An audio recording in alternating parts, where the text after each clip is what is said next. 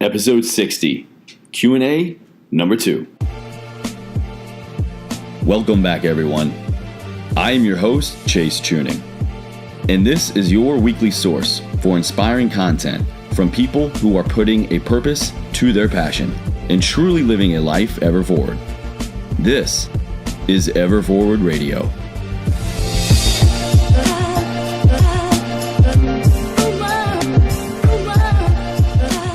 Hey, welcome back, everybody. Thank you for joining me. I am your host, Chase Chewning. If you didn't already know, welcome to the show. So today's going to be another Q&A. Now, I post these Q&As up on my Instagram. You can follow me on Instagram at ChewningTheElder. I'll make sure to leave that information down in the show notes below. You can go ahead and just click it, check it out. Give me a like, give me a follow. Let me know what's going on in your life. Love Instagram. Love this platform. So last time you all did this, you gave me some really good feedback. Not only did I get some great questions, but you really enjoyed the episode. So I thought, you know what? Let's maybe make this a regular thing. I'll try to do this at least once a month on these standalone episodes with me, just solo dolo with Mr. Chase Chewning and you. So if you're in the car, if you're on the treadmill, wherever you are listening to this, thank you. Thank you for joining me. Thank you for being a subscriber. If you're not, make sure you subscribe to the podcast so you never miss a new episode. And thank you for leaving the love. Thank you for the 5-star ratings. Thank you for those reviews. They really do mean a lot. I thoroughly enjoy connecting with you all in every way, shape, or form. So thank you for taking time out of your day to show the podcast some love, all right? Without further ado, let's go ahead and jump into this because we got a lot of them. This might be even 2 episodes. I don't know. I got a lot to run through. We're going to try to answer as many as we can, as best we can. But before we do, I want to give some love to the sponsors. One of them is Four Sigmatic. You all know that I'm a huge fan and advocate and user of this stuff. I've been using for a couple years now. When I first found out about it from Sean Stevenson's The Model Health Show, their coffee really drew me in. But I've been growing my use of their products to their evening ritual, their evening reishi mix to kind of just de-stress. They call it doing yoga for your brain. Lately been kind of expanding into their different types of coffees, not just the lion's mane, but the one, with cordyceps to give me a little bit even mo energy, mo better, right? But they recently sent over a little care package with a whole bunch of their superfood blends. You can, even hear this crinkling in the background. They have quite a few. They've got reishi spores. It's called Serenity Now. Shout out Seinfeld. They've got a hydration blend, a 10 mushroom blend. They call it your daily dose of superhero. I love that title. And then they even have their mushroom coffee mix, their green coffee with chaga and maitake. It's not Mai Tai, that's for sure. I would definitely know what that looks like. But, their stuff is incredible. I love how they don't just pinpoint their brand into just one product. They've got these mushroom coffee blends, these elixirs, these superfood blends. They got a whole lot of stuff here. So go ahead and check it out. If you're a superfood person, I'm actually using their beauty blend and their hydration blend. I'm trying to just, clean myself up a little bit more from the inside out. So I've been using these superfood blends for a little while now. They just sent over a few more for me to try out. Honestly, this stuff is great to go in a smoothie. If you're a smoothie person, throw in your protein powder, your yogurt, your fruit, whatever, add this stuff in. You only need about a teaspoon and a half, and it's just a great way to incorporate a little bit mo health into your life, all right? So they're going to hook it up, 15% off any Four Sigmatic product, whether you're doing some yoga for your brain with the reishi in the evening or their mushroom coffee mix in the morning or incorporating these superfood blends into your smoothies. Or what I do, I take this and I mix it in with my greens powder in the morning. 1 scoop of the superfood blends, 1 scoop of the BPN strong greens. It's just boom, starting your day off with all kinds of gains. So as always, foursigmatic.com. I'll leave all of this information down in the show notes below. You can go to foursigmatic.com/everforward, and the code will automatically be put into your shopping cart when you start getting your shop on, or just go to Four Sigmatic, throw in code everforward at checkout. You're going to save yourself 15% each and every time. Okay, so we're going to dive right into the questions. Let's go. Instagram Q&A. Now, I'm going to batch a few of these questions. I got a few around diet. What do you think about this diet? What do you think about that diet, particularly the Mediterranean diet? I'm going to scroll through real quick and try to see if there was another particular one. But just when it comes to insert name of diet here, this is going to sound kind of repetitive and cliche, but it is so true. And especially, I hope you hear this coming from, fitness professional Chase, health coach Chase. Same thing with exercise. I would say if you're looking for insight on, hey, is this diet good? Is this bad?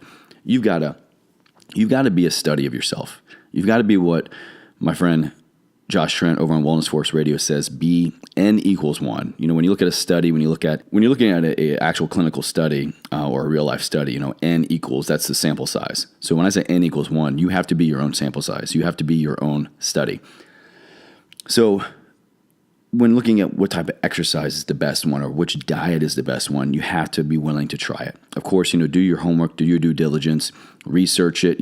If maybe you're more prone to reacting to certain foods or have allergies or sensitivities, finding something that aligns with that, with your body is going to be a great way to start. You're probably going to save yourself some headache and some time. But when it comes to dieting, just find one that works best for you. Whichever one you are going to do more often, and it shouldn't be something you're going to look at short term.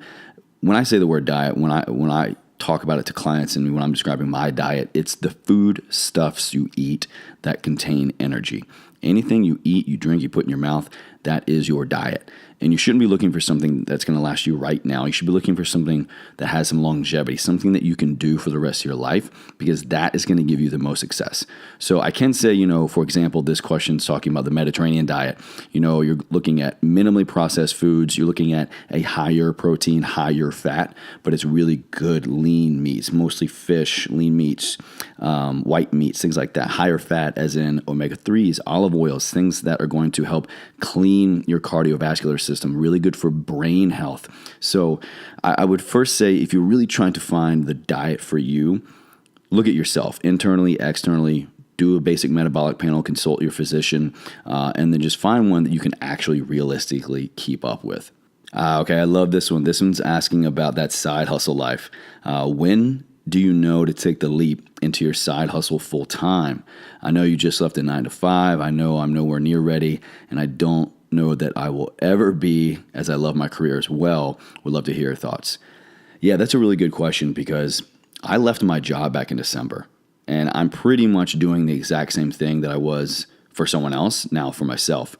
But it was just the corporate side that was just draining me. It was just banging my head up against the wall with certain management and other personnel, and just not being able to accelerate my department and, really myself, due to just other people and other policies and procedures. And I'm not saying that's right or wrong, but I was just being stifled, and I knew that I had more to offer. I knew I had more to give, and it just wasn't happening. So I think it sounds like you're in that same boat. It sounds like you love your career as well.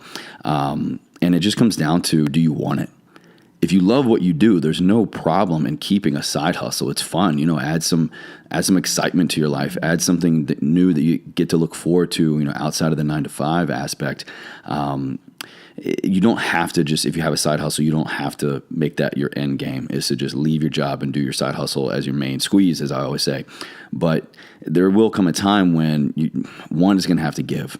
So I would say just get really brutally honest with yourself, which one of these am I the most in love with, which one of these is going to serve me and my family in the long run, which has the most potential. I put a lot of money in potential. I'm all about the long game, the long-term payoff. So you don't sacrifice short-term gains for long-term. I didn't major in finance, but you know what I'm getting at here.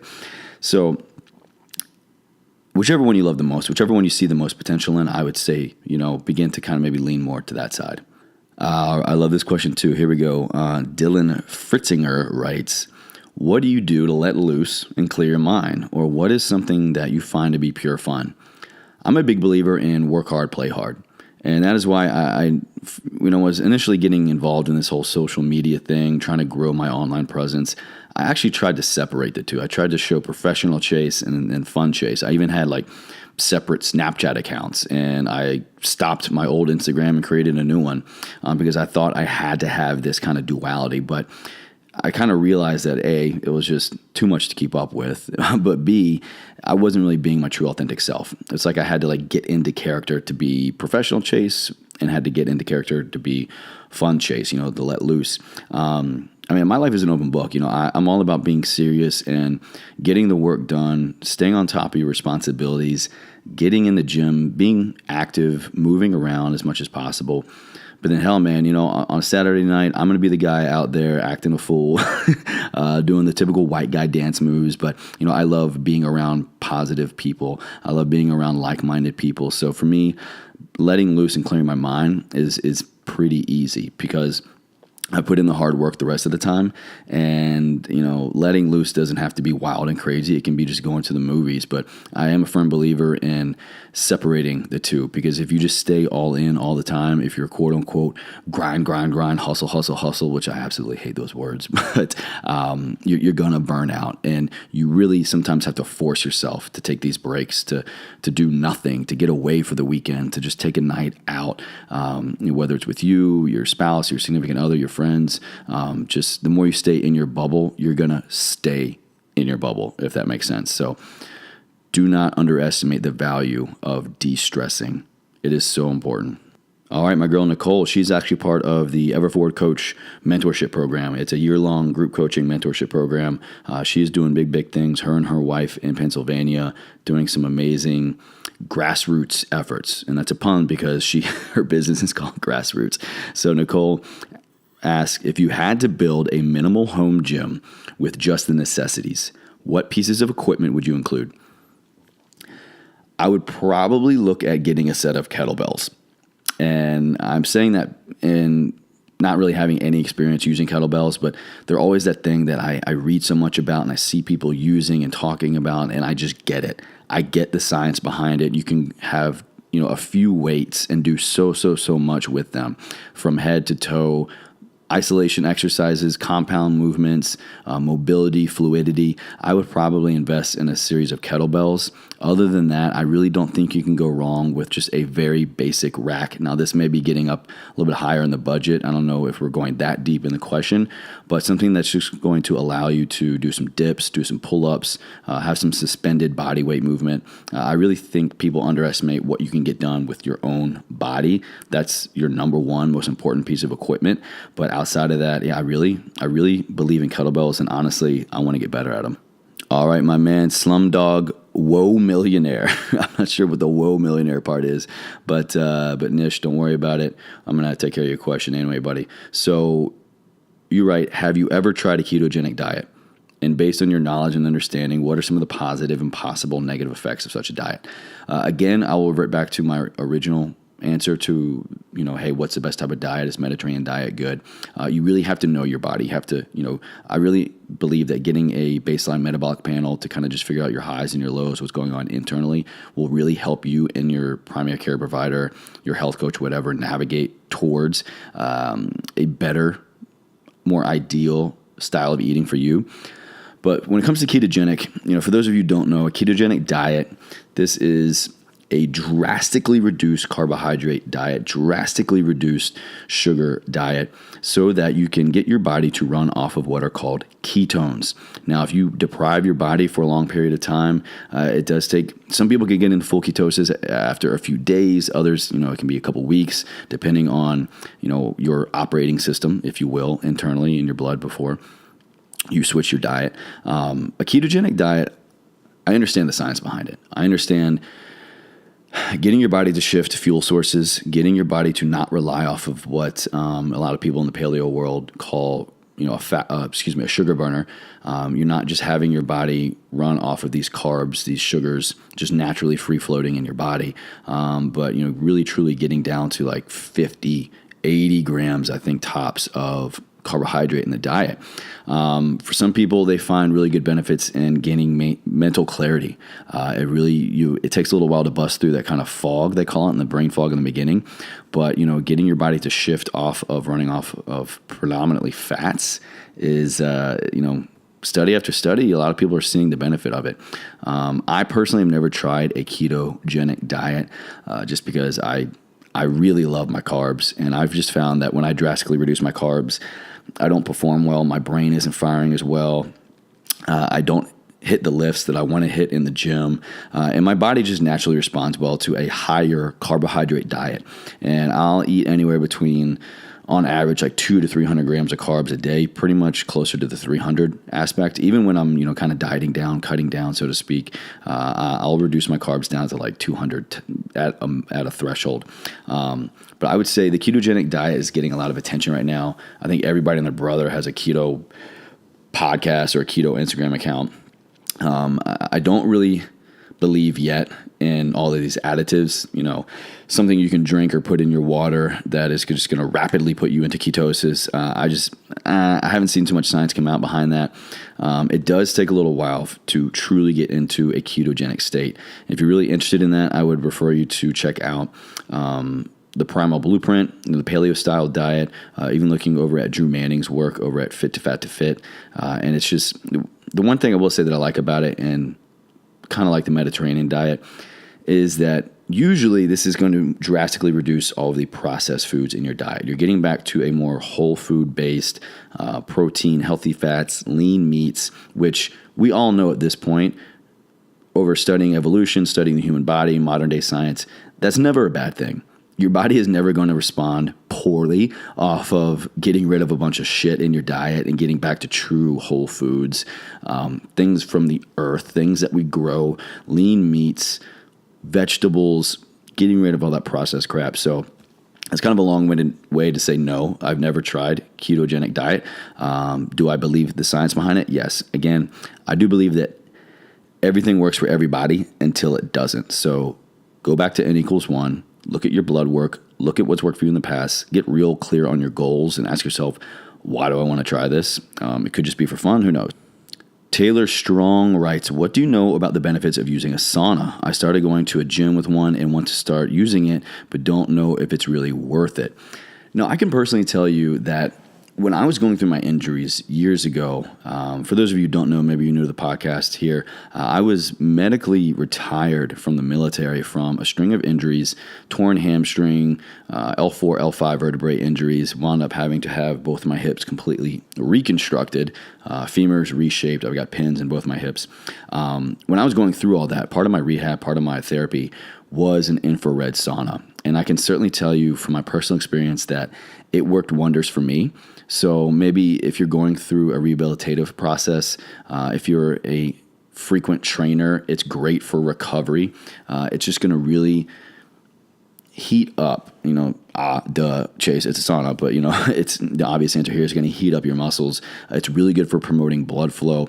Also, when your body temperature is heated up to that level, and you're just going to be sweating out a lot. You're going to be getting rid of a lot of metabolic waste, extracellular waste, intracellular waste, and that's never a bad thing. So the more you can get that out, it usually helps most people with recovery, performance. Always make sure you're hydrating extra if you're going to be in the sauna. I personally used an infrared sauna. It was a little bit more of kind of a dry heat, so it wasn't like your typical step into a sauna, pour water over a bunch of hot stones, and you get that nice steam effect. It's a different type. I would also refer you, Taylor, to over to the guys at Mind Pump. Check out a lot of the content that Sal puts out. He does like a lot of study work. He studies basically. He's a walking encyclopedia. He and Mind Pump, they put out a lot of information on the benefits of sauna. So I would say if you're a frequent trainer, it's really, really good for recovery. If you're going through an injury rehabilitation, it's also really, really good for recovery. But just be mindful. Again, know your body. Know if going into this, do I have high blood pressure? Do I have a high resting heart rate? Is this going to put me over the edge? Have I been hydrating enough? So just make sure that you're aware of these things before you go using it. But I, can tell you personally from going through my injuries and rehab, the infrared sauna, the infrared sauna, there you go, Chase, really helped me out a lot.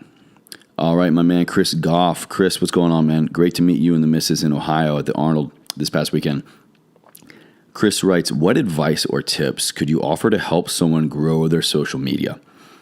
All right, so I'm gonna go a little bit deeper in that. And when I read questions like this, it's really the same thing that we try to do in a lot of areas of our life. When you're trying to get better at something, when you're trying to make something grow, when you're trying to succeed in any area of life, what do you have to do?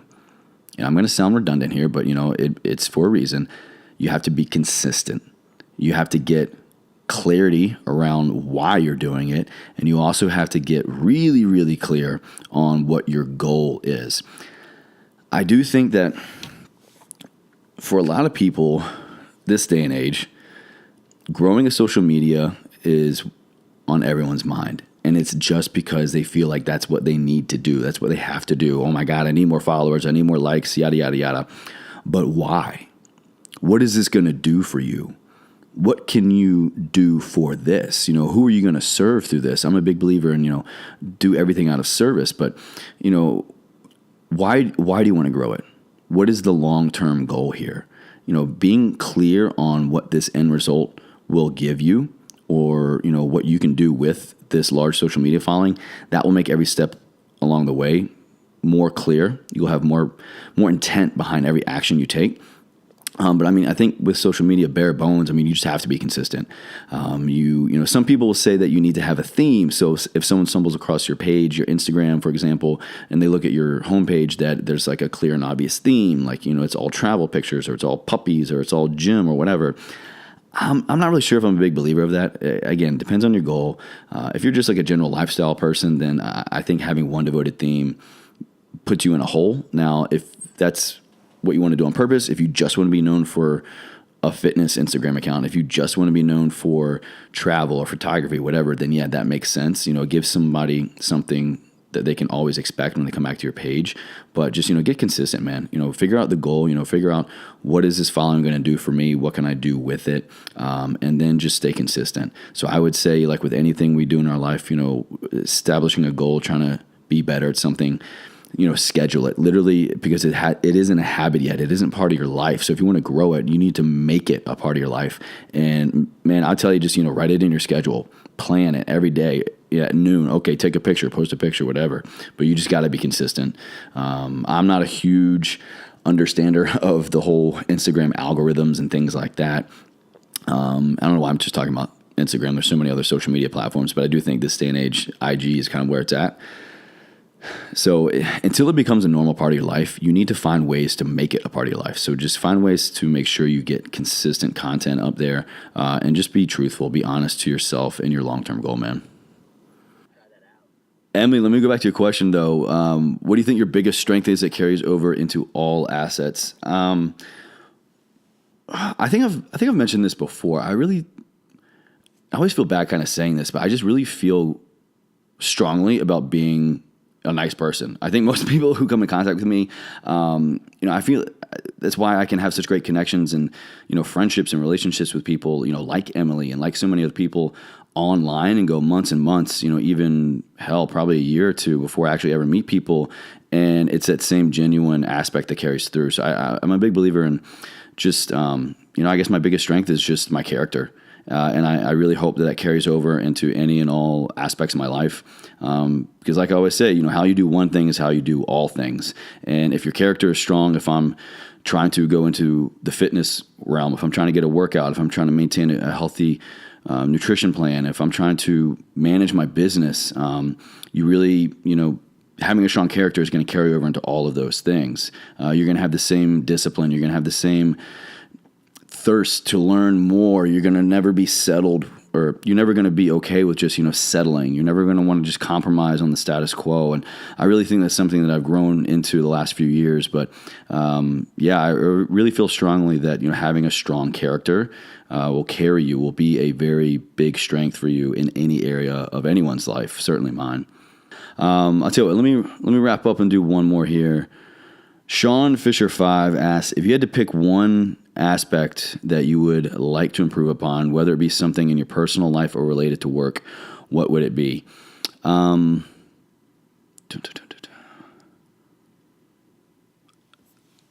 damn, that's a good one. Had to pick one aspect of yourself that you would like to improve upon.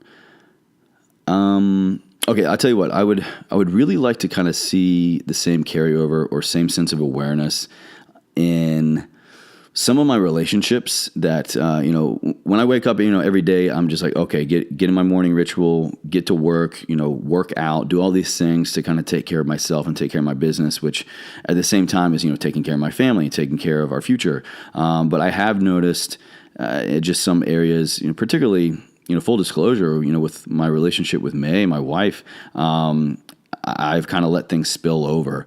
And, actually, Nish, this is a great time to have you on, man. We were looking at scheduling some stuff, and I'm no longer kind of pushing things into the evening. Because before I was just like, yeah, I can work all day, work all night. And, my friends will wait. My wife will wait, but it's not really fair. So I'm really trying to get better at the balance of running my own business, running my life, scheduling podcasts, things like that, and not letting it spill too far over into my personal life, because I do really believe that that's a fragile dance. That's very delicate. And when you begin to let that go now, I mean, I'm so just in the infancy of this be your own boss thing of, creating your own life, that if I don't become aware of this now and include these systems and processes to keep it in check. I mean, that's so cliche. You hear all the time, people just 10, 20, 30 years later, their husband, their wife is just, a workaholic or whatever. And, that's how relationships go south. So I'm really trying to make sure that I stay on top of my game there.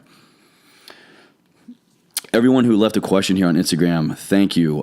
Some really great questions, a lot. Again, some of these were overlap. I really appreciate the engagement. Like I said in the beginning, I'm going to try to make this a regular monthly thing. So at least once a month on these solo episodes, we're going to do a Q&A. Again, my Instagram handle is Chewning the Elder. I'm working on getting just at Chase Chewning. Someone has it. They never post. They don't have any friends. They won't respond to my DMs. So if you're on Instagram and you're the Chase Chewning, please hook a brother up. Let me have my name. All right. That's going to be a wrap here for the Q&A, everyone. Nish, we got you on the line here at the tail end, man. Thank you so much for hopping on. And to all my other supporters here of the podcast, really appreciate it. And if you aren't on Instagram and you want to leave a question, you can always email us here at info@everforwardradio.com, and we'll just make sure to rotate you in. Thank you all so much for joining me again this week. I truly hope that you have enjoyed this episode and its message. If you have found value in Everforward Radio, I would greatly appreciate you subscribing to the podcast, as well as taking just a few seconds and leaving it a 5-star rating and review on iTunes. This is the best way to make sure our message continues to reach others. Thanks again, and I hope that this content helps you live a life ever forward.